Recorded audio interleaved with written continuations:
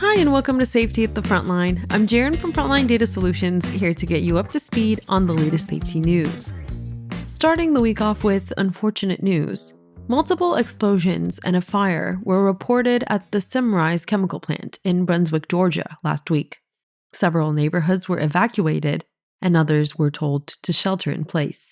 According to the Glenn County Emergency Management and Homeland Security Agency, emergency crews received a report about a fire at the chemical plant just last week. When they arrived, an explosion had occurred, and teams quickly started working to determine the source of the fire and also attempting to extinguish it. Investigators say that the chemical source of the fire is hydrogen peroxide pinene, which was manufactured in the plant. Also, according to the officials, there were a total of 3 explosions. One occurred when crews arrived at the scene. 2 additional explosions occurred when they began to pull away from the chemical plant. A firefighter suffered minor injuries, but other than that, everyone was thankfully safe, and the smoke is said to have no lasting health or safety concerns for the people living near the plant.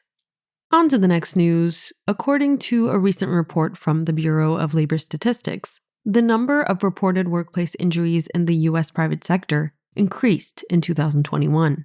There was a decline in respiratory illnesses, of course, including COVID-19, which helped drive down the combined number of non-fatal workplace injuries and illnesses. Workers in the private industry experienced an estimated 2.2 million non-fatal injuries in 2021, which shows an increase from 2.1 million the year before. The rate of non-fatal injuries also increased to 2.3 per 100 full-time equivalent workers from 2.2 in 2020. In 2021, employers reported 365,200 non-fatal illnesses, a decline from 544,600 in 2020. Likewise, the number of recorded respiratory illnesses went down to 269,600 from 428,700 in 2020. Before the pandemic, back in 2019, that total was 10,800. BLS states that the 2021 data includes cases of COVID-19 where a worker was infected as a result of performing their work-related duties.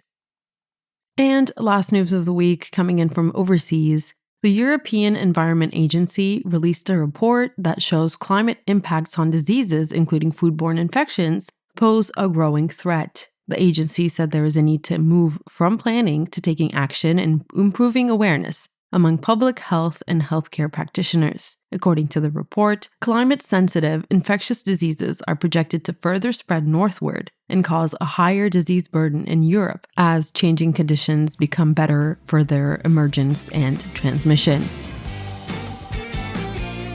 Before we head out, I want to remind everyone that we have an upcoming webinar on overcoming the challenges of contractor management, which is a problem we frequently come across in the field. Our CEO, Renlu Yu, talks to Hunter Hawa and Ryan Campbell from Safety First Group on how contractor management can be improved. And it will take place on November 17th, 11 a.m. Central. So if you're interested, head to our LinkedIn, make sure to register, and don't forget to subscribe to our podcast.